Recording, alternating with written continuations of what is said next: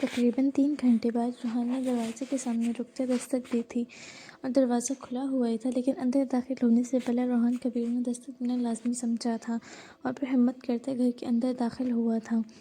وہ اس لڑکی کے اس آخری کسی اپنے کو بھی اپنے انہی ہاتھوں سے دفنا کر آ رہا تھا۔ ہمت نہیں تھی اس لڑکی کا سامنا کرنے کی بھی۔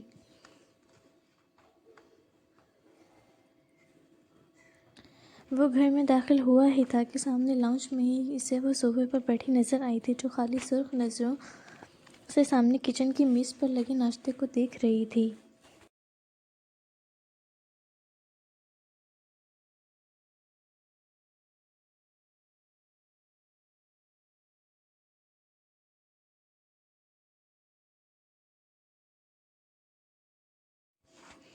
حلیہ اب بھی صبح والا ہی تھا، وہی حجاب میں لپٹا چہرہ۔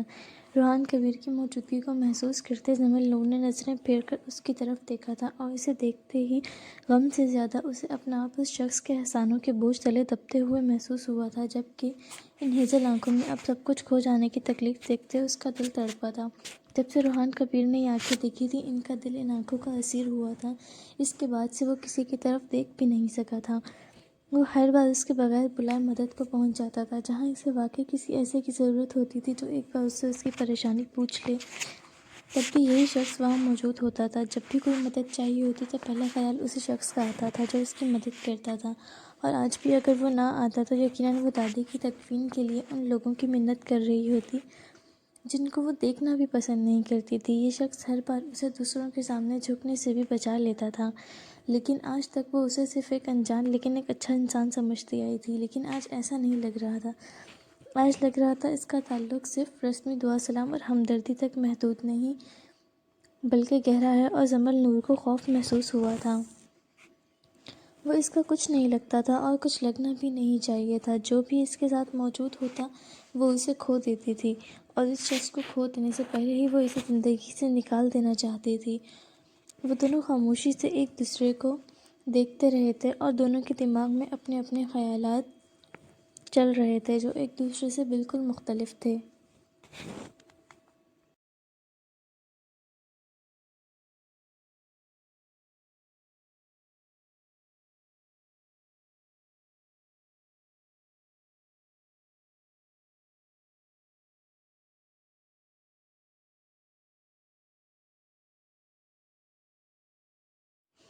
آپ کی دادی کی تدفین ہو چکی ہے، ان کی تدفین آپ کے والدین کے برابر میں ہوئی ہے، وہ ہمت کرتے بولا تھا، اور زمل نور نے صرف ہاں میں سر کو جنبش دی تھی۔ روحان کبیر نے کچن کی شیلف پر لگے ناشتے کو دیکھا تھا جو میز کے طور پر استعمال ہوتی تھی۔ وہاں اب تک انچھوا ناشتہ رکھا تھا اور ٹھنڈا ہو چکا تھا، یقیناً زمل نور نے اپنی اور اپنی دادی کے لیے ہی تیار کیا تھا۔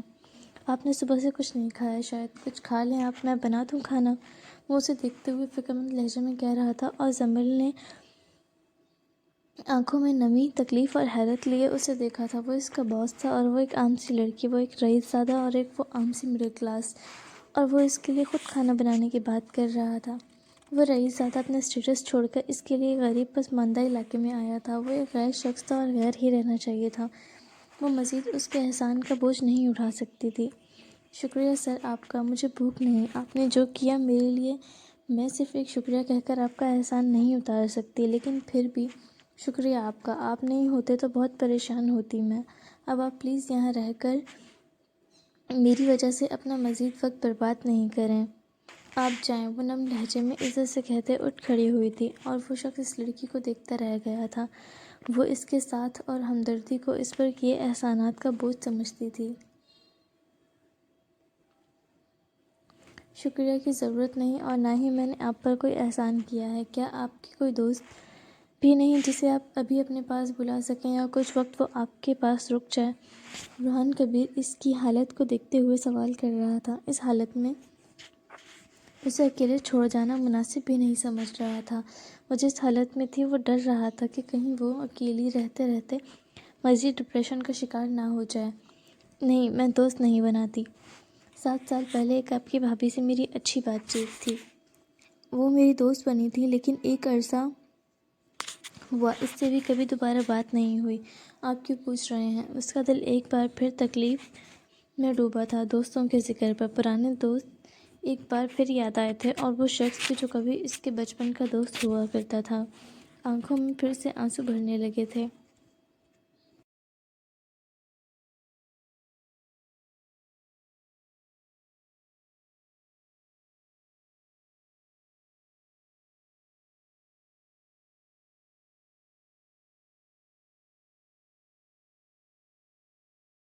آپ اکیلی کیسے رہیں گی؟ وہ فکر مند ہوا تھا۔ مجھے عادت ہے اکیلے رہنے کی، آپ فکر نہیں کریں۔ آپ پلیز جائیں، پہلے ہی میری وجہ سے آپ کا بہت وقت برباد ہو چکا۔ پلیز مزید نہیں کریں۔ اس کے لہجے میں اب التجا تھی۔ میرا وقت برباد نہیں ہوا، اور آپ کے لیے تو وقت بالکل برباد نہیں ہو سکتا۔ اگر آپ کمفرٹیبل نہیں ہیں تو میں یہاں سے جا رہا ہوں۔ میں آپ کے گھر کے باہر ہوں۔ اگر آپ کو کسی چیز کی ضرورت ہو تو آپ بتا سکتی ہیں۔ وہ نرم لہجے میں کہتے وہاں سے چلا گیا تھا، اور زمل نور نے اٹھ کر فوری دروازہ بند کیا تھا اور اپنی آنکھوں سے بہتے آنسوؤں کو صاف کیا تھا۔ یہ شخص بھی اب اس کے لیے کڑا امتحان بنتا جا رہا تھا، جبکہ وہ اس کے باہر رکنے والی بات کو سرے سے نظر انداز کر گئی تھی۔ کوئی اور بھلا اس کے لیے انتظار کیوں کرے گا؟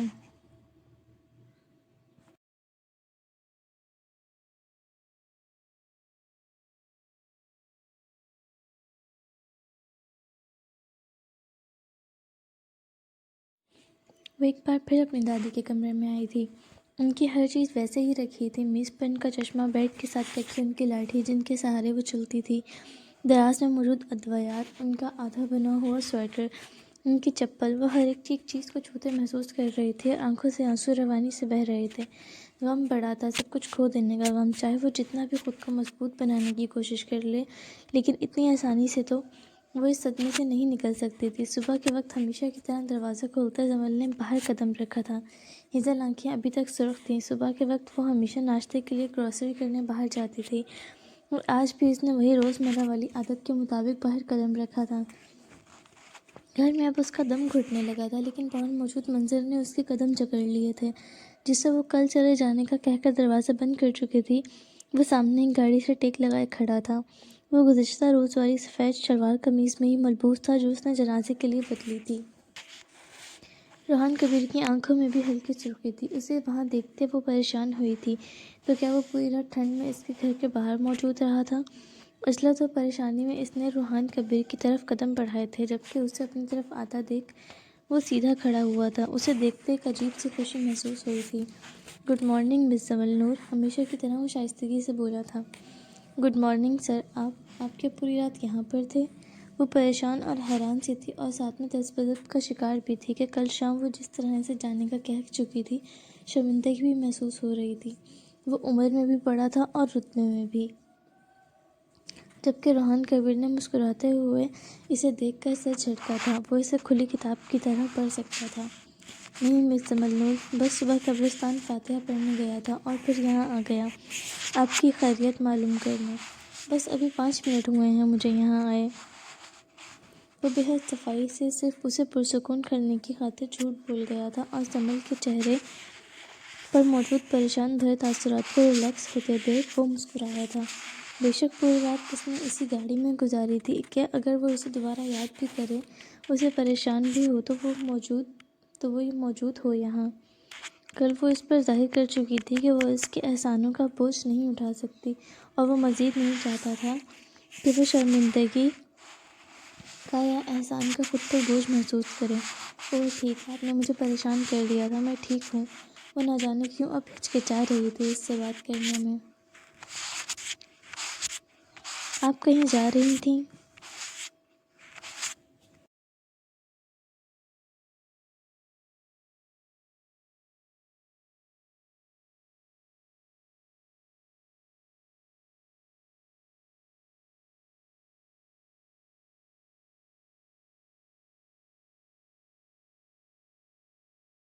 جی میں بیکری تک جا رہی تھی ناشتے کا سامان خریدنے۔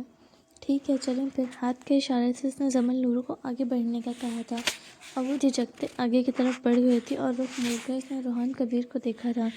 وہ اس سے 2 قدم کے فاصلے پر ہی اس کے پیچھے چلتا آ رہا تھا، اور زمل نور کو گھبراہٹ سی ہوئی تھی۔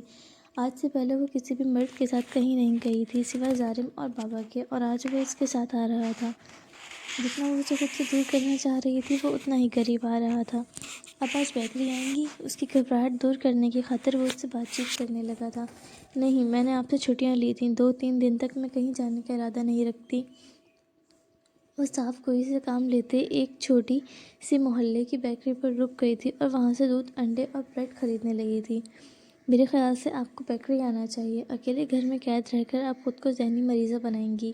گھر سے باہر رہیں گی تو مصروفیات میں آپ کا ذہن کام لگا رہے گا اور آپ کو ہر قسم کی سوچوں سے دور رکھے گا۔ وہ کچھ اور سوچتے ہوئے کہہ رہا تھا، رکا وہ اب بھی اس سے کئی فاصلے پر تھا۔ اور رات کا کیا؟ میں دن میں تو کام میں مصروف رہ کر مختلف سوچوں سے خود کو روک لوں گی، لیکن تنہا رات تو کاٹنی ہی ہے مجھے زندگی بھر۔ وہ بے خیالی میں کہہ گئی تھی۔ اپنے ان 11 سالوں میں تنہائی میں کاٹی گئی راتیں یاد تھیں اسے، اور روحان کبیر بھی سوچ میں پڑ گیا تھا۔ وہ سچ کہہ رہی تھی، میں ٹھیک ہوں، بس تھک گئی ہوں تھوڑا۔ 2-3 دن تک ریسٹ کے بعد میں واپس بیکری آنا شروع کر دوں گی۔ آپ ناشتہ کریں گے؟ اس نے رسمی سا پوچھا تھا، اور وہ پیمنٹ کے بعد سامان اٹھاتے مڑ گئی تھی اور واپس گھر کی راہ پر چلنے لگی تھی، اور وہ بھی اس سے 2 قدم پیچھے چلنے لگا تھا، لیکن وہ سوچ میں پڑ گیا تھا۔ ہاں کہتے عجیب سا محسوس ہو رہا تھا۔ اس لڑکی کے برابر میں چلنے کی بھی ہمت نہیں کر پاتا تھا وہ، اپنی حد میں رہتا تھا، وہ جیسی وہ لڑکی تھی۔ اور تنہا اس کے ساتھ اس کے گھر میں بیٹھ کر ناشتہ کرنا بے حد عجیب تھا، لیکن وہ اسے کمپنی بھی دینا چاہتا تھا۔ اکیلے ناشتہ کرنا اس لڑکی کے لیے مشکل ہوگا وہ جانتا تھا، اسے اکیلے چھوڑنے کا بھی دل نہیں تھا۔ جیسا آپ کہیں گی میں ویسے ہی راضی ہوں۔ اس نے فیصلہ اس ہیزل آنکھوں والی لڑکی پر چھوڑا تھا، اور جمل نے مڑ کر اسے دیکھا تھا۔ اسے لگا تھا وہ انکار کرے گا۔ وہ امیر شخص کہاں اس چھوٹے سے گھر میں بیٹھ کر آرام سے کھانا کھانا پسند کرے گا۔ ہاں وہ اس پر بھروسہ کرتی تھی، وہ اپنے حواسوں میں اسے اپنے گھر میں داخل ہونے کی اجازت دے سکتی تھی۔ وہ محرم بھی نہیں تھا اور کوئی خاص رشتہ بھی نہ تھا اس سے، لیکن پتہ نہیں کیوں پہلے ہی دن سے اسے بھروسے کے قابل لگا تھا۔ 7 سال میں اس شخص نے بھی اس کے بھروسے اور یقین پر آنچ نہیں آنے دی تھی، لیکن پھر بھی وہ عجیب سا محسوس کر رہی تھی۔ اس کے کیے ہوئے اتنے احسانوں کے عوض وہ یہ کڑوا گھونٹ پی سکتی تھی۔ دروازے پر رکتے اس نے مڑ کر روحان کبیر کو دیکھا تھا۔ وہ گھر کی طرف نہیں آیا تھا، اپنی گاڑی کے ساتھ ہی رک گیا تھا۔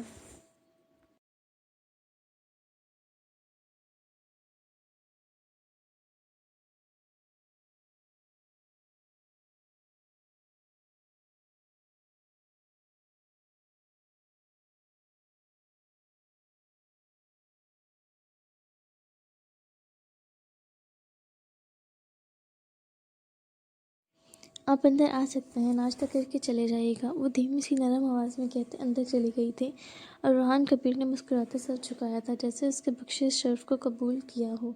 وہ اس پر بھروسہ کر کے اسے اندر آنے کی اجازت دے کر گئی تھی، اس کے لیے یہی کافی تھا۔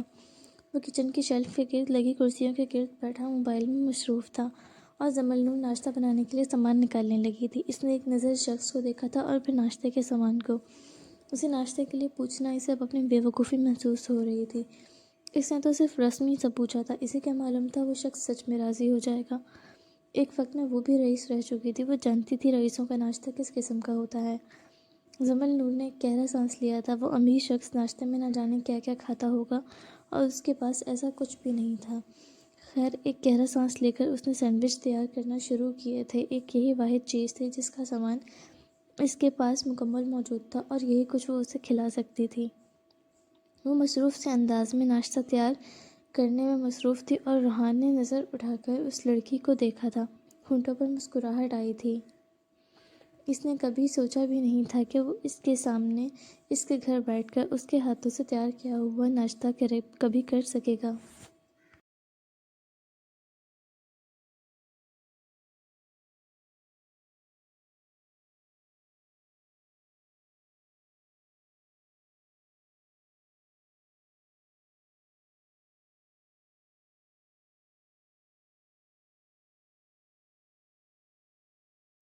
مسکراتے ہوئے وہ واپس اپنے موبائل فون پر جھک گیا تھا۔ وہ اپنی نظروں سے اسے خائف نہیں کرنا چاہتا تھا۔ کچھ ہی وقت میں جمل نور نے اس کے سامنے سینڈوچ کی پلیٹ اور چائے کا مگ رکھا تھا، اور پریشانی میں انگلیاں موڑتے اسے دیکھنے لگی تھی۔ شرمندگی بھی ساتھ تھی۔ اتنا مختصر ناشتہ اس شخص نے زندگی میں کبھی نہیں کیا ہوگا جتنا جمل نور نے دیا تھا اسے، اور وہ بھی خود ناشتے کا پوچھ کر۔ یہی سوچ اسے شرمندہ کر رہی تھی۔ شکریہ، آپ بھی بیٹھ جائیں، ناشتہ کریں۔ اس نے پلیٹ کو اپنے نزدیک کیا تھا اور ناشتہ کرنے لگا تھا، اور جمل نور عجیب سی ہچکچاہٹ محسوس کر رہی تھی۔ اور جس شخص کے ساتھ وہ شخص اس کے ہر زندگی کے ہر لمحے سے واقف تھا، اور جو شخص آپ کی زندگی کے ہر راز سے واقف ہو، اس کے ساتھ آرام دہ رہنا بہت مشکل کام ہے۔ بے شک آپ اسے اچھے سے جانتے ہو۔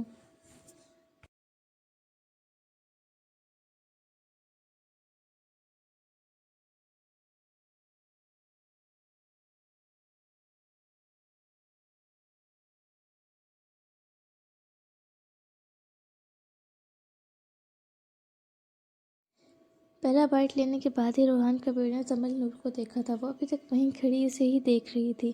ایک دم ہی روحان کبیر کو احساس ہوا تھا کہ دوسری کرسی اس کے برابر میں رکھی تھی۔ وہ فوری اٹھتے اپنی کرسی کو کھینچ کر دور ہو کر بیٹھا تھا اور جمل نور نے اسے دیکھا تھا۔ آپ کو اور کچھ چاہیے؟ وہ گھبرا رہی تھی، اگر اس نے کچھ اور مانگ لیا تو وہ کیا کرے گی؟ اور جوس ان امیروں کے ناشتے کی خاص چیز تو بالکل بھی نہیں تھی اس کے پاس۔ نہیں، یہی بہت ہے، شکریہ آپ کا۔ وہ دل جمی سے کھانے میں مصروف ہوا تھا۔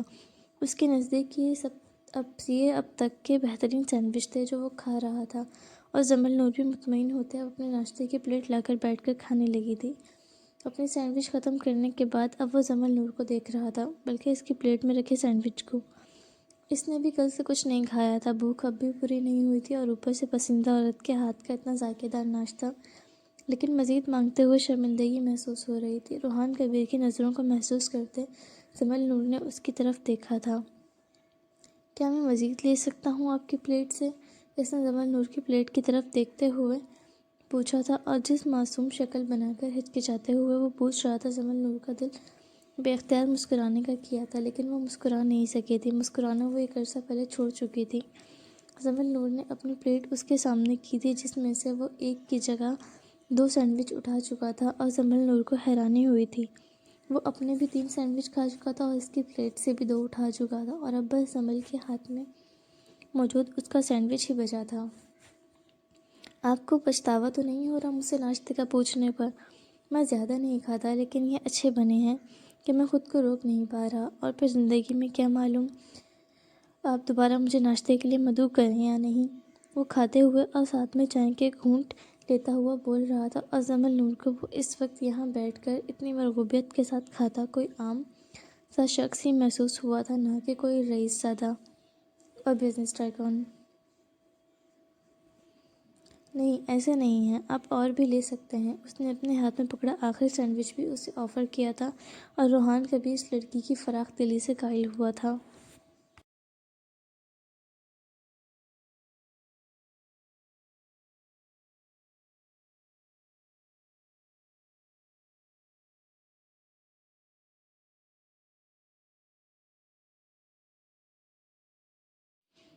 نہیں شکریہ، آپ کھا لیں، بلکہ اپنے لیے مزید بنا لیں۔ نہیں، مجھے کافی ہے یہ۔ وہ اپنے سینڈوچ ختم کرتے چائے کے گھونٹ لینے لگی تھی۔ شام کے وقت سالم صدیقی بیکری میں داخل ہوا تھا، اسی ایک ہیزل آنکھوں والی لڑکی سے ملنے کے لیے۔ 3 دن بعد اس کی واپسی تھی، اور دوبارہ واپس یہاں آنا ناممکن تھا۔ وہ جانے سے پہلے اس سے ملنا چاہتا تھا، اس سے آخری بار بات کر کے اپنے اندر پل رہے تمام وسوسے، گلٹ، پچھتاوے ختم کرنا چاہتا تھا۔ اگر وہ اس کا انتظار کرتی بھی رہی ہے تو وہ اس سے معافی مانگ کر اس گلٹ سے خود کو نکالنا چاہتا تھا جو کئی سالوں سے اس کے اندر پل رہا تھا، جو اسے رات کی چین کی نیند نہیں لینے دیتا تھا، اور نہ اسے خوشیوں بھری زندگی گزارنے دیتا تھا۔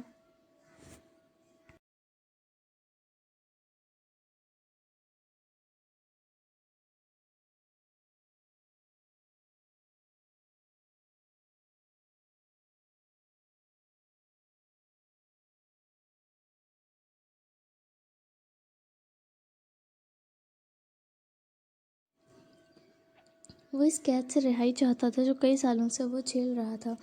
اس لڑکی سے محبت اپنی جگہ، لیکن اسے اس وقت ذہنی سکون کی اشد ضرورت تھی، جو اسے ملنے کے بعد پوری طرح سے تباہ ہو چکا تھا۔ پہلے وہ اسے کبھی کبھی یاد آتی تھی، لیکن اب وہ ایک پل کے لیے بھی ذہن سے نہیں اترتی تھی۔ کیک کے کاؤنٹر میں موجود اس نے کسی اور شخص کو کھڑے دیکھا تھا، وہاں جمل نور موجود نہیں تھی۔ اسے تعجب ہوا تھا۔ ایکسکیوز می مسٹر، اس نے کاؤنٹر میں موجود لڑکے کو مخاطب کیا تھا۔ جی سر، کیا چاہیے آپ کو؟ وہ فوری فون چھوڑ کر اٹھ کھڑا ہوا تھا۔ یہاں پر ایک لڑکی ہوا کرتی تھی، اس کا نام جمل نور ہے، کیا آپ بتا سکتے ہیں کہ وہ اس وقت کہاں ہے؟ اس کی نظریں پوری بیکری میں جمل نور کو تلاش کر رہی تھیں، جبکہ وہ لڑکا اب حیرت سے سامنے کھڑے شخص کو دیکھ رہا تھا۔ آج تک ایسا کوئی نہیں آیا تھا جو اس لڑکی کے بارے میں پوچھتا، اور اس کا کوئی تھا بھی نہیں، اس بات سے سب واقف تھے۔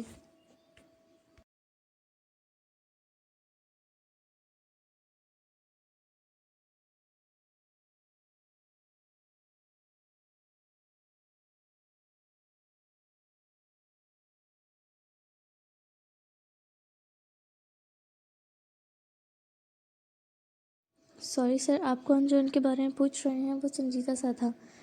وہ بھی سوچ میں پڑا تھا۔ ایسا کوئی خاص رشتہ نہیں لگتا تھا اس لڑکی کا۔ میں اس کے بچپن کا کلاس فیلو تھا۔ ہم کچھ دن پہلے ملے تھے۔ اب میں جانے سے پہلے ان سے ملنا چاہتا تھا۔ اس نے صاف گوئی سے کام لیا تھا اور اس لڑکے نے بھی اب ظالم صدیقی کو شک کی نگاہ سے دیکھنا بند کیا تھا۔ اوہ سوری سر، وہ تو چھٹیوں پر ہیں۔ ان کی دادی کا 2 دن پہلے انتقال ہو چکا ہے اور اس وجہ سے وہ کچھ دن تک کام پر نہیں آ سکیں گی۔ اس نے تفصیل سے آگاہ کیا تھا اور ظالم کو حیرت کا جھٹکا لگا تھا۔ 2 دن پہلے وہ اشر کی برتھ ڈے پارٹی سیلیبریٹ کر رہا تھا اور وہ لڑکی اپنی دادی کے جنازے پر بیٹھی آنسو بہا رہی تھی۔ ظالم نے ضبط سے آنکھیں بند کی تھیں۔ وہ لڑکی اس وقت بھی تکلیف میں ہوگی، وہ جانتا تھا۔ وہ اس لڑکی کے کسی بھی اپنے پیارے کے جنازے میں شرکت نہیں کر سکا تھا اور کچھ دن پہلے آخری جنازہ بھی اٹھ چکا تھا۔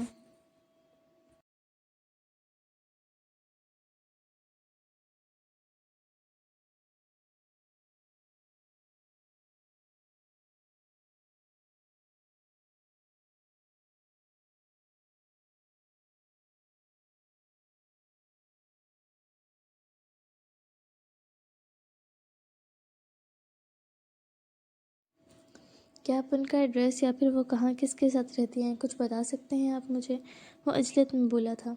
نہیں سر، ہمیں ان کے بارے میں زیادہ نہیں معلوم۔ وہ کسی سے بھی بات نہیں کرتی سوائے روحان سر کے، وہی جانتے ہوں گے، اور ہمیں اجازت نہیں کہ ہم یہاں کے ورکرز کی کوئی بھی پرسنل ڈیٹیل یا ایڈریس کسی کو دے سکیں۔ تھوڑی دیر تک روحان سر آنے والے ہیں، آپ ان سے بات کر لیں۔ وہ معذرت کرتے واپس بیٹھ گیا تھا اور فون میں مصروف ہو گیا تھا اور ظالم صدیقی نراش چہرے کے ساتھ واپس باہر کی طرف بڑھ گیا تھا۔ روحان کبیر کا انتظار کرنے کے علاوہ اس کے پاس اور کوئی دوسرا راستہ نہ تھا۔ وہ کافی دیر تک بیکری کے باہر لگی کرسی میز پر بیٹھا روحان کبیر کا انتظار کرتا رہ گیا اور پھر کچھ وقت بعد ہی ایک سیاہ کار بیکری کے سامنے رکی تھی جس میں سے روحان کبیر اترتا ہوا نظر آیا تھا۔ روحان پر نظر پڑتے ہی وہ اٹھ کھڑا ہوا تھا۔ یہ شخص اسے ذرا پسند نہیں تھا، لیکن فی الحال اسے عمل کے بارے میں جاننے کے لیے اس سے بات کرنا بے حد ضروری تھا۔ گاڑی لاک کرتے وہ مڑا تھا۔ وہ پہلے کی طرح اب بھی عام سے سیاہ ٹریک سوٹ میں ملبوس تھا۔ بیکری آتے وقت اس کا حلیہ ہمیشہ کیجول ہی ہوتا تھا۔ ظالم صدیقی نے روحان کبیر کو سر تا پیر دیکھا تھا۔ روحان کبیر ہر لحاظ میں ظالم صدیقی سے بہتر نظر آتا تھا اور وہ تھا بھی اس سے بے حد بہتر، چاہے صورت میں ہو یا سیرت میں، چاہے دولت میں ہو یا ذہانت میں، وہ ہر لحاظ میں ظالم صدیقی سے بہتر ہی تھا۔ ظالم پر نظر پڑتے ہی روحان کبیر ایک لمحے کے لیے رکا تھا۔ آنکھوں میں حد سے زیادہ ناگواریت ابھری تھی۔ پہلے یہ جانتے ہوئے بھی یہ شخص اس کی محبت ہے، یہ شخص تب بھی برا نہیں لگتا تھا، لیکن اب یہ شخص زہر سے بھی بدتر محسوس ہوا تھا۔ سامنے کھڑا ہوا کیونکہ یہ شخص اس کی پسندیدہ عورت کی آنکھوں میں آنسوؤں کا سبب بنا تھا۔ جتنی اذیتیں تکلیفیں آنسو اس شخص نے جمل نور کو دیے تھے، اتنا کسی نے بھی اسے تکلیف نہیں دی تھی جس کا انتظار اس معصوم لڑکے نے 11 سال گزار دیے تھے۔ وہ کہیں اور خوشیوں بھری زندگی گزار رہا تھا، اسے اذیتوں اور تکلیفوں میں چھوڑ کر۔ وہ اسے نظر انداز کرتا اندر کی طرف بڑھنے لگا تھا کہ ظالم صدیقی کی آواز نے اس کے قدم روکے تھے۔ مسٹر روحان کبیر، اپنے نام کی پکار پر اس نے ظالم کی طرف ان نظروں سے دیکھا تھا جیسے بنا بولے ہی وہ کہہ رہا ہو، اپنی بیماری بیان کرو۔ مجھے آپ کا کچھ وقت چاہیے، پلیز آپ تھوڑی دیر کے لیے بیٹھ جائیں، مجھے آپ سے کچھ بات کرنی ہے۔ لہجہ نہ چاہتے ہوئے بھی التجائیہ تھا۔ اگر اس عمل کے متعلق اسے نہ جاننا ہوتا تو وہ کبھی بھی اس آدمی سے اس لہجے میں بات کرنا گوارا نہ کرتا۔ کیا ہمارے بیچ اتنی جان پہچان ہے یا ہم ایک دوسرے کو جانتے بھی ہیں کہ میں آپ کے ساتھ آپ کے کہنے پر یہاں بیٹھ کر اپنا وقت آپ کے ساتھ ضائع کروں؟ سوری مسٹر، میں آپ کو نہیں جانتا، سخت لہجے میں کہتے وہ آگے بڑھنے لگا تھا جب ایک بار پھر ایک مخصوص نام نے اس کے قدم جکڑے تھے اور وہ اس بار چہرے کے تاثرات میں ناگواری کے ساتھ ساتھ غصہ بھی ابھرا تھا۔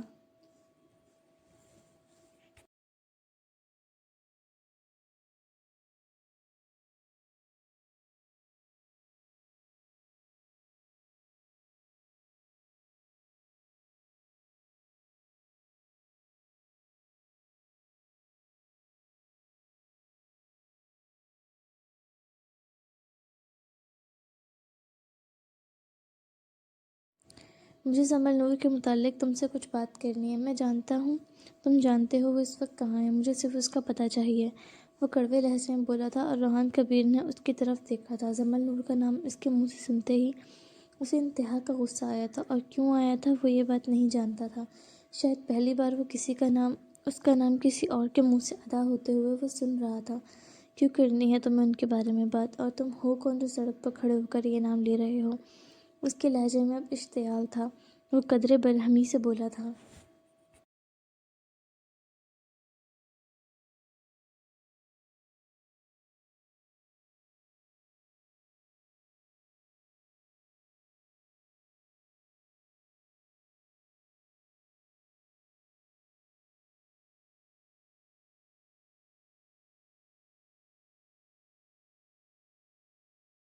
میں اس کے بچپن کا دوست ہوں، اس سے ملنا چاہتا ہوں۔ اور تم ہو کون؟ تمہارا کیا تعلق ہے جو اس طرح سے اس پر حق جتا رہے ہو کہ میں اس کا نام بھی نہیں لے سکتا؟ وہ بھی اونچی آواز میں غصے سے بولا تھا اور روحان کبیر چند قدم اس کے قریب آیا تھا۔ تم جیسے سڑک چھاپ انسان سے ایسی ہی سوچ رکھ سکتے ہیں، تم سے امید بھی نہیں کی جا سکتی کچھ اور۔ تم ایک لڑکی کا سڑک پر کھڑے ہو کر اتنی اونچی آواز میں نام لے رہے ہو، اس کے کردار تک پر بات کر رہے ہو، اس لڑکی کے بارے میں جو اتنے سالوں سے یہاں عزت کے ساتھ نوکری کر رہی ہے، جس نے یہاں اپنی عزت بنائی ہے۔ تم جیسے گرے ہوئے مرد کبھی عورت کی عزت بھی نہیں کرنا جانتے۔ تف ہے تم جیسے مردوں پر۔ وہ سخت اور اشتعال بھرے لہجے میں کہتے وہاں سے چل پڑا تھا اور ظالم صدیقی نے ایک گہرا سانس لے کر خود کو پرسکون کیا تھا۔ وہ شخص صحیح کہہ رہا تھا۔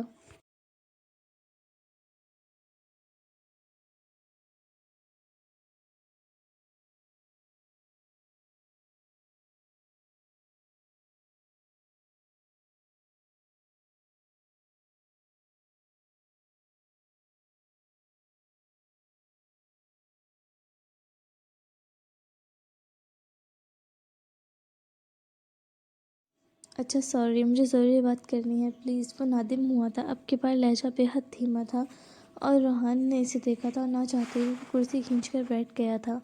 اس کے اندر اب بے چینی تھی۔ وہ جانتا تھا کہ وہ اس سے اس کی پسندیدہ عورت کے بارے میں بات کرے گا اور اس لڑکی کا نام وہ اس غیر اور بیہودہ شخص کے منہ سے سننے کے لیے بالکل تیار نہ تھا۔ جبکہ اسے بیٹھتا ہوا دیکھ ظالم صدیقی نے گہرا سانس لیا تھا اور اس کے سامنے بیٹھ گیا تھا۔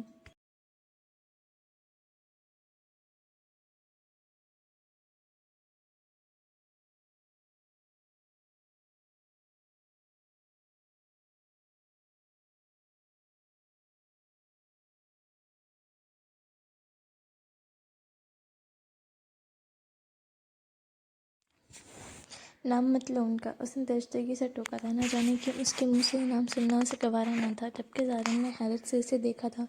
اس نے محسوس کیا تھا کہ سنبھل کر نام لینے پر اس کے مزاج اور تیور دونوں بگڑ جاتے ہیں۔ کیوں؟ نام لینے میں کیا حرج ہے؟ اب تو میں بہت آہستہ آواز میں بات کر رہا ہوں۔ تو ٹھیک ہے، اسی آواز میں دیواروں سے باتیں کر لو، میں تم سے بات نہیں کرنا چاہتا۔ اس نے کندھے اچکائے تھے۔ ظالم کو اب اس کے ان رویے پر غصہ آنے لگا تھا۔ ایک انجان شخص سے اتنے برے طریقے سے کوئی پیش نہیں آتا جیسا وہ کر رہا تھا۔ اچھا سوری، ظالم نے ہار مانی تھی اور دوبارہ بات کرنا شروع کیا تھا۔ کچھ دن پہلے میں نے سنا ہے کہ اس کی دادی کا انتقال ہوا ہے اور میں جانتا ہوں کہ آپ اس لڑکی کے بارے میں سب جانتے ہیں، تو کیا آپ مجھے اس کا پتہ اور اس کے بارے میں معلومات دے سکتے ہیں؟ وہ امید سے کہہ رہا تھا اور روحان نے آنکھیں چھوٹی کرتے اسے گھورا تھا۔ اور تم ہو کون جسے میں اس کا ایڈریس، اس کے بارے میں معلومات فراہم کروں؟ تمہیں میں شکل سے پاگل نظر آتا ہوں کہ کوئی بھی راہ چلتا شخص مجھے روک کر ان کے بارے میں معلومات، اس کا ایڈریس مانگے گا اور میں اسے سب کچھ بتا کر نکل جاؤں گا؟ یا تو تم بے وقوف ہو یا پھر تم نے خود کو کچھ زیادہ ہی عقل مند سمجھ لیا ہے کہ تمہیں دوسرے بے وقوف نظر آتے ہیں۔ وہ ٹیبل پر ہاتھ رکھتے آگے کو جھک کر کڑوے لہجے میں برہمی سے بولا تھا اور ظالم نے ایک بار پھر اپنے ذہن میں ابھرتے غصے پر قابو کیا تھا۔ میں اسے جانتا ہوں، میں اس کے لیے کوئی راہ چلتا شخص نہیں ہوں۔ نہ جانے کیوں اسے یقین تھا کہ آج بھی اس ہیزل آنکھوں والی لڑکی کی زندگی میں اہمیت رکھتا ہے۔ میں بچپن سے جانتا ہوں اسے، میں رشتہ داری میں اس کا کچھ نہیں لگتا، لیکن ہم بچپن سے لے کر 19 سال تک کی عمر تک ساتھ رہے ہیں۔ پھر ہم دور ہوئے تو اس قدر دور ہو گئے کہ اب بات کرنے کے لیے بھی وجہ تلاش کر رہا ہوں۔ میں بس اس کے بارے میں جاننا چاہتا ہوں، اس سے ایک بار ملنا چاہتا ہوں۔ وہ ٹھیک ہے یا نہیں، کیا کر رہی ہے، کہاں رہ رہی ہے، کیسی ہے؟ میں بس اس سے مل کر یہ سب جان کر اپنے دل کی تسلی کرنا چاہتا ہوں۔ وہ نم لہجے میں شرمندگی سمائے کہہ رہا تھا اور روحان کبیر پہلے مسکرایا تھا اور پھر ہنستا ہی چلا گیا تھا، جبکہ ظالم صدیقی نے اچنبھے سے اس سر پھرے شخص کو دیکھا تھا۔ اس نے کوئی لطیفہ نہیں سنایا تھا جو وہ شخص اس طرح سے ہنستا۔ کیا آپ کو نہیں لگتا یہ سراسر بدتمیزی ہے؟ وہ تیز لہجہ میں بولا تھا اور روحان سنجیدہ ہوا تھا۔ اوکے، آپ کنٹینیو کریں۔ میں کوئی اسپیچ نہیں دے رہا تھا جو آپ مجھے اس طرح سے کنٹینیو کرنے کا کہہ رہے ہیں۔ اسے مزید غصہ آیا تھا۔ اوہ ریئلی، مجھے ایسا ہی لگا جیسے آپ کوئی اسپیچ یا اسکرپٹ یاد کر آئے ہیں اور وہی دہرا رہے ہیں، وہ عام سے لہجے میں بولا تھا۔ اور ظالم صدیقی نے گہرا سانس لیتے خود کو غصہ کرنے سے باز رکھا تھا۔ اگر وہ کچھ کہتا تو یقیناً وہ سرفراز شخص پھر سے بات کرنے سے انکاری ہو جاتا، اور جس شخص سے زمل کے بارے میں جاننے کے لیے ابھی قائل بھی کرنا تھا، اور ظالم کو یہ دنیا کا مشکل ترین کام لگ رہا تھا۔ اوکے فائن، اب آپ مجھے اس لڑکی کے بارے میں کچھ بتا سکتے ہیں؟ اس کا نمبر یا ایڈریس یا اس کے بارے میں کچھ بھی انفارمیشن پلیز۔ وہ امید بھری نظروں سے اسے دیکھ رہا تھا، اور روحان کبھی اس پاٹ نظروں سے سامنے بیٹھے اس عجیب سے شخص کو، اور وہ سمجھ نہیں پا رہا تھا کہ جمل نور کو اس شخص میں ایسا کیا نظر آیا تھا جو وہ اس سے اتنی محبت کرتی تھی، اور اتنے سال اتنی تکالیف میں بھی اس بیکار شخص کے لیے وہ وفادار رہی تھی، اور کئی بار دیکھنے پر بھی وہ اسے جمل کی ایک ناخن کے برابر بھی نہیں لگا تھا۔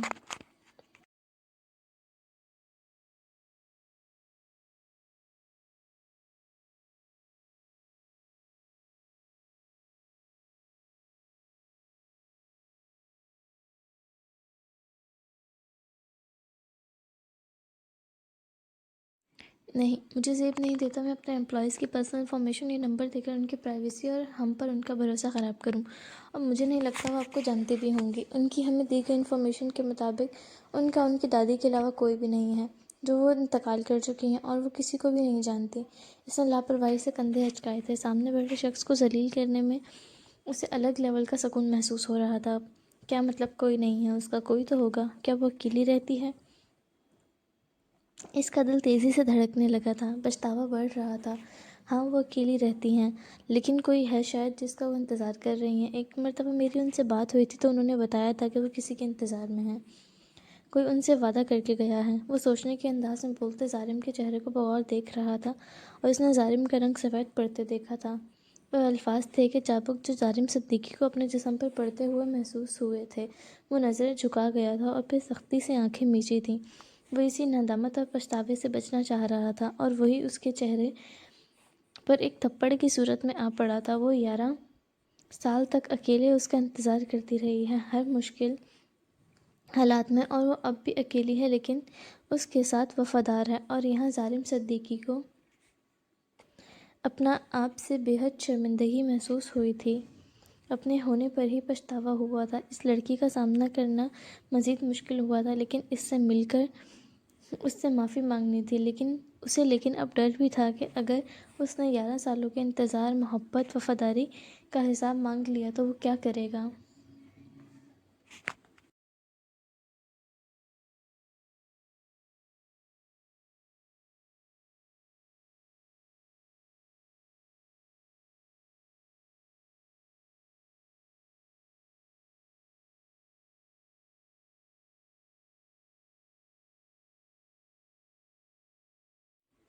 میں وہی ہوں جس کا وہ انتظار کرتی رہی ہے، پلیز مجھے اس سے ملنا ہے، ایک بار بتا دو اس کے بارے میں۔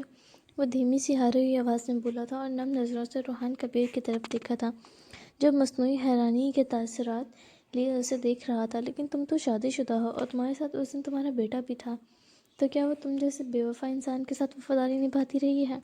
وہ لہجے میں درشتگی لیے بولا تھا، اور ظالم کو اپنا آپ اس شخص کے سامنے زمین میں دھنستا ہوا محسوس ہوا تھا۔ وہ نظریں جھکا گیا تھا، وہ اب اس شخص سے نظریں بھی نہیں ملا پا رہا تھا۔ ایک وقت تھا اس نے جمل نور کو کسی سے نظریں ملانے کے قابل نہیں چھوڑا تھا، اور آج وہ یہ احساس خود بھی محسوس کر رہا تھا۔ نہیں، میں نہیں مانتا، میں مان ہی نہیں سکتا کہ وہ تم جیسے شخص کے لیے 11 سال انتظار کرتی رہی ہے۔ تم تو دیکھنے میں بھی ان کے لائق بھی نہیں لگتے، اور اوپر سے دھوکے باز بھی۔ اسے دیکھا بھی ہے تم نے؟ اس کے لیے ایک سے ایک بہتر سے بہترین موجود ہوگا، وہ تم جیسے کے لیے اپنی زندگی کا اتنا قیمتی عرصہ کیوں برباد کریں گی؟ وہ جان بوجھ کر اسے مزید شرمندہ کر رہا تھا، آخر اپنی پسندیدہ عورت کا بدلہ بھی تو لینا تھا۔ پلیز چپ کر جاؤ۔ وہ پہلے ہی خود کو سنبھال نہیں پا رہا تھا، اور اوپر سے یہ شخص مزید اسے پچھتاوے اور شرمندگی میں دھکیل رہا تھا۔ وہ میں ہی ہوں، تم مانو یا نہ مانو مجھے اس سے فرق نہیں پڑتا۔ پلیز مجھے اس سے ایک بار ملنا ہے، میں تمہاری منت کرتا ہوں، پلیز مجھے اس سے ایک بار ملوا دو۔ اس کی آنکھوں سے آنسو ٹوٹ کر گرے تھے اور روحان کبیر نے ایک گہرا سانس لیا تھا۔ اچھا ٹھیک ہے، میں ان سے پوچھ کر دیکھتا ہوں۔ مجھے تم پر یقین نہیں ہے، میں نہیں مانتا وہ تمہیں جانتی بھی ہوں گی، لیکن تمہیں اتنا ڈرامٹک انداز پر میں اتنا قائل ہو گیا ہوں کہ ایک بار ان سے پوچھ لوں۔ روحان کبیر نے جیب سے فون نکالا تھا اور اپنے پسندیدہ عورت کے نام سے نمبر ڈھونڈنے لگا تھا۔ کیا نام ہے تمہارا؟ ظالم صدیقی۔ ایک بات تم بہتر طریقے سے سمجھ لو، اگر انہوں نے کہہ دیا کہ وہ تمہیں نہیں جانتی تو میں تمہیں ان کے متعلق کوئی معلومات نہیں دوں گا اور دوبارہ کبھی پھر تم یہاں نظر بھی نہ آؤ۔ روحان کبیر نے زمل نور کا نمبر ڈائل کیا تھا اور فون اسپیکر پر رکھا تھا۔ وہ زمل نور کو جانتا تھا، وہ یہ بھی جانتا تھا کہ زمل نور کیا کہے گی، اس کا ری ایکشن کیا ہوگا، بس وہ دعا کر رہا تھا کہ وہ اسے کچھ نہ کہے یا پھر اس ذلیل شخص کی وجہ سے ان کا تعلق خراب نہ ہو۔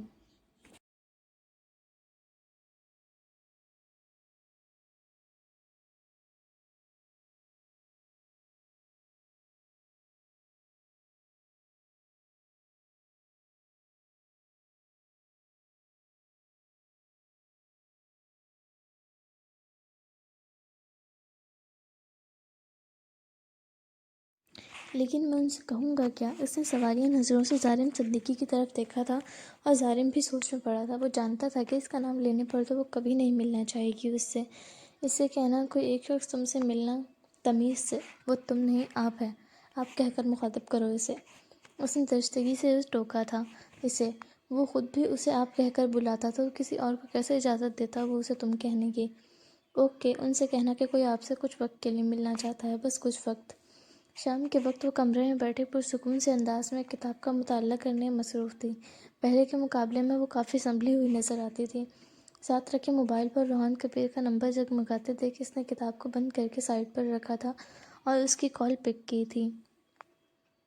ہیلو سر، اس کی آواز سن کر ظالم صدیقی کا دل بے چین ہوا تھا۔ ہائے مس زمل نور، کیسی ہیں آپ؟ وہ نرم لہجے میں کہتے مسکرایا تھا اور اس سارے وقت میں ظالم نے پہلی بار اس کے چہرے پر مسکراہٹ دیکھی تھی اور اس کا لہجہ جو بالکل ہی مختلف ہو گیا تھا۔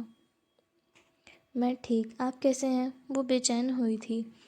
روحان کبیر نے کبھی اس سے بے وجہ کال نہیں کی تھی۔ ٹھیک ہوں میں بھی۔ دراصل میں نے آپ کو کچھ بتانے کے لیے کال کی ہے، آپ کے پاس وقت ہے؟ جی بالکل، کہیں کیا کہنا ہے آپ کو؟ اسے خوف محسوس ہوا تھا کہ کہیں وہ اسے جاب سے نکال دینے کی خبر ہی نہ سنا دے، وہ اتنی لمبی چھٹیوں پر تھی۔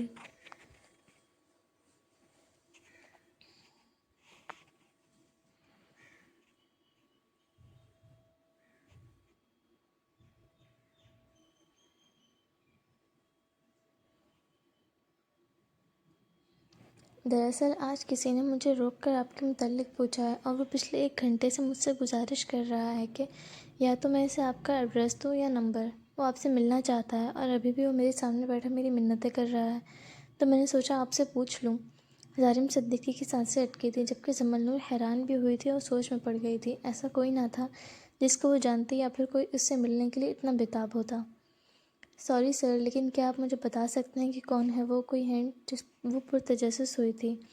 جی بالکل، وہی شخص جو اس دن آپ سے اپنے بیٹے کا کار تھیم کیک بنوانے آیا تھا۔ وہ ظالم صدیقی کو دیکھتے بولا تھا، چہرے پر طنزیہ مسکراہٹ تھی جو ظالم صدیقی محسوس نہیں کر پایا تھا۔ اس نے شدت سے آنکھیں بند کی تھیں، وہ جانتا تھا کہ زمل نور کا کیا ریئیکشن آنا تھا، جبکہ ظالم صدیقی کے ذکر پر زمل نور کا دماغ بھگ سے اڑا تھا۔ غصے کی شدت سے اس کا رنگ سرخ پڑا تھا۔ کیوں وہ اس کی زندگی میں زہر گھولنے واپس آ رہا تھا؟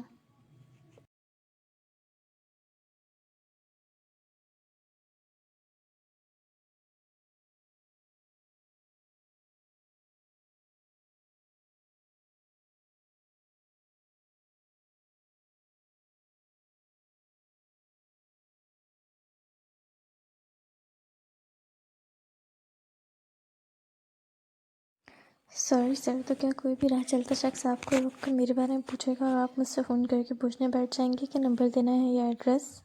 وہ قدرے برہمی سے بولی تھی، غصے سے اس کی رنگت میں سرخیاں گھلی تھیں۔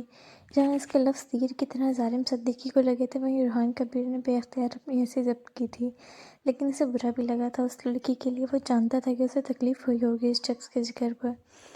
نہیں مس زمل نور، وہ بہت زیادہ اصرار کر رہا تھا، تو مجھے بھی اپنا آپ بھی تو آزاد کروانا تھا اس سے، اور وہ ہر طرح سے یقین دلانے کی کوشش کر رہا تھا کہ وہ آپ کو جانتا ہے، تو میں نے سوچا آپ سے کنفرم کر لوں۔ وہ لہجے کو بہت معصومانہ رکھتے کہہ رہا تھا، جیسے وہ واقعی کچھ نہیں جانتا تھا۔ نہیں سر، میں نہیں جانتی اسے۔ وہ ایک کسٹمر تھا، اور آئندہ کوئی بھی کسٹمر یا راہ چلتا آدمی آپ کو روک کر میرا ایڈریس مانگے تو پلیز اس کی فریاد مت سننے بیٹھ جائیے گا، اور نہ ہی فون کر کے مجھے پریشان کیجیے گا۔ مجھے آپ سے یہ امید نہیں تھی۔ آپ کو نہیں لگتا کہ یہ کافی بچکانہ حرکت تھی؟ اس کے لہجے میں تنفر تھا، اور ساتھ میں غصہ بھی حد سے بڑھ رہا تھا۔ اس شخص نے پہلے اسے 11 سال تک انتظار کی سولی پر لٹکا کر اسے دھوکے میں رکھا، اسے کسی سے نظریں ملانے کے قابل نہیں چھوڑا، اور اب وہ روحان کبیر کے ساتھ بیٹھا اس کے بارے میں نہ جانے کیا کیا کہہ رہا ہوگا۔ یہی سوچ اس کا دماغ خراب کر رہی تھی۔ یہ شخص اسے کہیں جینے لائق اور منہ دکھانے لائق نہیں چھوڑ رہا تھا۔ اپنے اتنے سالوں کی عزت اسے خاک میں ملتی ہوئی محسوس ہوئی تھی۔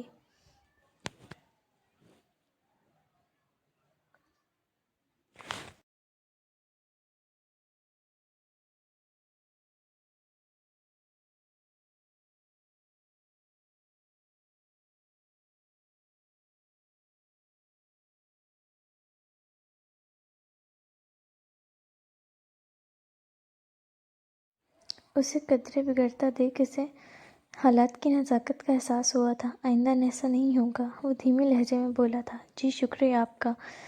اس نے کال کاٹ کے فون بیڈ پر پھینکا تھا۔ جس شخص کے آنے کی وہ دعائیں کرتی تھی، آج اس کے آنے پر بے حد افسوس ہوا تھا۔ کاش وہ زندگی بھر نہ آتا۔ اس کی آنکھوں سے آنسو ٹوٹ کر گرے تھے۔ جس تکلیف سے وہ نکلنے کی کوشش کر رہی تھی، وہ ایک بار پھر تازہ ہو گئی تھی۔ جب تک یہ شخص تھا، اسے سوائے تکلیفوں کے کچھ نہیں مل سکتا تھا، یہ بات وہ جان چکی تھی۔ وہ اس آسیب سے پیچھا چھڑانا چاہتی تھی، لیکن کوئی راستہ نظر نہیں آ رہا تھا۔ تجھ پہ ناز کرتی ہیں وعدہ خلافیاں، میرے انتظار کے لائق نہیں تھے تم۔ روحان کبیر نے فون کان سے ہٹا کر دیکھا تھا۔ وہ کال کاٹ چکی تھی، اور اب اس نے قدرے غصے سے ظالم صدیقی کی طرف دیکھا تھا، جس کی وجہ سے آج پہلی بار زمل نور نے اس سے اس لہجے میں بات کی تھی، اور پھر اپنے ہاتھوں کی 5 انگلیاں کھولتے اس نے ظالم صدیقی پر لعنت بھیجی تھی۔ جو وہ زمل نور کے غم میں بیٹھا تھا، اس کی اس حرکت پر وہ حیران ہوا تھا۔ روحان کبیر بھی جب لحاظ کرتا تھا مکمل کرتا تھا، اور جب بدتمیزی پر اترتا تھا تو پھر اس کا کوئی ثانی نہیں تھا۔ تم جیسے ذلیل شخص کی وجہ سے آج پہلی دفعہ اس نے مجھ سے اس طرح سے بات کی ہے۔ میں ہی بے وقوف تھا جو تم جیسے شخص کی بات سننے بیٹھ گیا۔ تمہیں شرم نہیں آتی؟ شادی شدہ ہو، بیوی ہے، بچے ہیں تمہارے، اور تم دوسری لڑکیوں کے بارے میں معلومات لیتے پھر رہے ہو۔ روحان کبیر کے لہجے میں اب غصے کے ساتھ افسوس بھی تھا۔ زبان سنبھال کر بات کرو مسٹر، میں ایسا انسان نہیں ہوں، میری مجبوری ہے تبھی تم سے بات کرنے بیٹھ گیا تھا۔ وہ بھی اب غصے سے بولا تھا۔ میری زبان سنبھلی ہوئی ہے، لیکن تم اپنا کردار سنبھال کر رکھو، دوبارہ نظر نہیں آنا مجھے۔ روحان کبیر غصے میں ٹیبل پر ہاتھ مارتے اٹھ کھڑا ہوا تھا اور اندر کی طرف بڑھ گیا تھا، جبکہ ظالم صدیقی نے اپنی کن پٹی کو مسلا تھا۔ 3 دن تک واپسی تھی، اور اسے ان 3 دنوں میں کسی بھی صورت میں زمل نور سے ملنا تھا۔